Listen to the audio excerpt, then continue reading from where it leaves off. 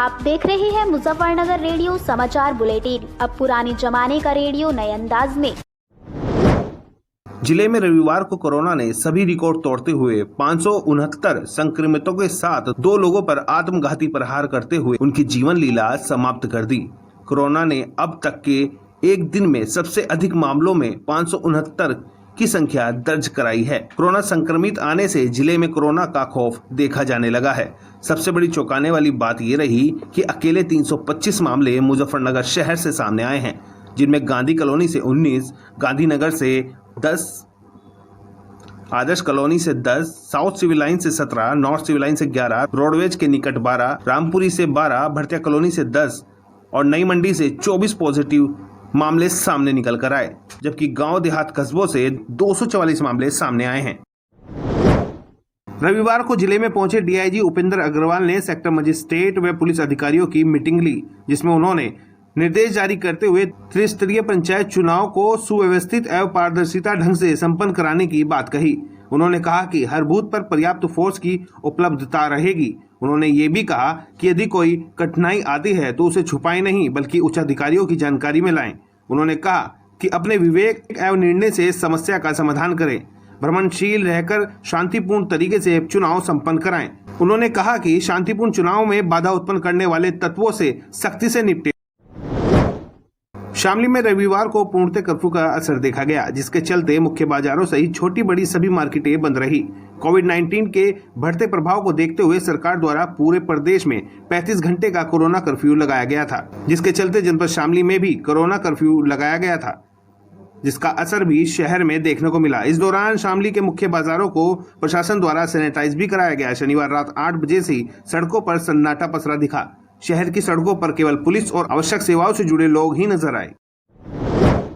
त्रिस्तरीय पंचायत चुनाव के दूसरे चरण 19 अप्रैल को होने वाले मतदान में 20 जिलों के करीब 3 करोड़ मतदाता अपने मताधिकार का प्रयोग करने जा रहे हैं, जिसमें जनपद मुजफ्फरनगर समेत 20 जिलों में चुनाव का प्रचार शनिवार को ही थम गया था। इन जिलों की बात करें तो जिला पंचायत सदस्य के 737, क्षेत्र पंचायत सदस्य के 19,653, ग्राम प्रधान के 14,897 पदों पर ग्राम पंचायत वार्ड सदस्य के 1,87,781 पदों के लिए करीब 3 करोड़ मतदाता अपने मताधिकार का प्रयोग करेंगे। सोमवार को सुबह 7 बजे से शाम 6 बजे तक वोट डाले जाएंगे। पोलिंग पार्टियों को रविवार देर शाम तक रवाना किया जा चुका था।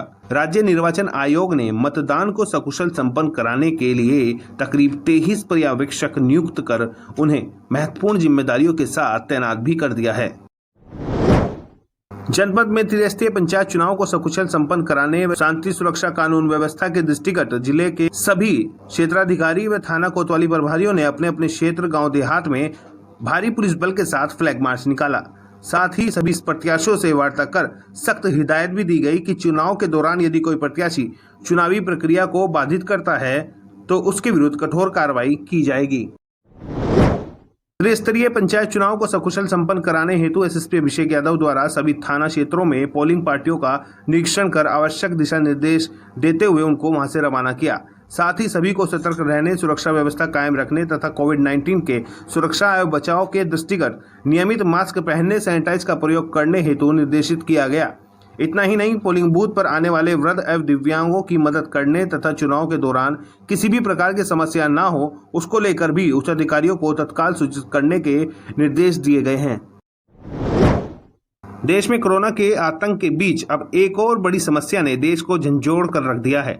हॉस्पिटल्स व एम्बुलेंस के लिए अब ऑक्सीजन सिलेंडरों की भारी किल्लत हो चली है, जिसके बाद अब कोरोना से बचने के लिए देश में और भी ज्यादा एहतियात बरतने की जरूरत है। खबर लखनऊ से है, जहां नादरगंज ऑक्सीजन प्लांट के बाहर एम्बुलेंस की लंबी लंबी कतार दिखाई दी। सबसे बड़ी बात यह रही कि एम्बुलेंस चालकों को कई घंटों के इंतजार के बाद भी ऑक्सीजन नहीं मिल पाई। कुछ ऐसा ही हाल सरकारी एम्बुलेंस 108 व 102 का भी दिखाई दिया, जिनके ड्राइवरों ने घंटों इंतजार के बाद भी ऑक्सीजन नहीं देने की बात कही। मंसूरपुर शुगर मिल में उस समय हड़कंप मच गया जब मिल में गन्ना डालने आए सोनटा निवासी किसान की ट्रॉली में कोबरा प्रजाति का सांप दिखाई दिया, जिसके बाद वहां मौजूद किसानों व मिल कर्मचारियों में हड़कंप मच गया। समय रहते स्थानीय व वन विभाग के अधिकारियों को सूचित किया गया, जिसके बाद सांप को सुरक्षित दूर जंगल में छुड़ाया गया। इस बीच कोई भी अप्रिय घटना नहीं घटी।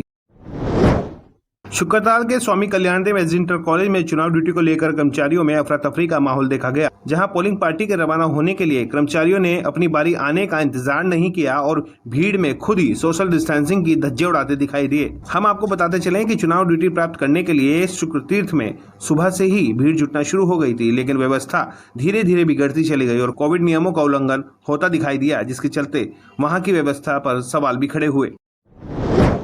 देश में महामारी का रूप लेने वाले कोरोना वायरस के कहर से चारों ओर अफरा तफरी मची हुई है। कहीं बेड नहीं मिल रहा है तो कहीं अस्पताल के बाहर मरीजों की मौत का मामला सामने आ रहा है।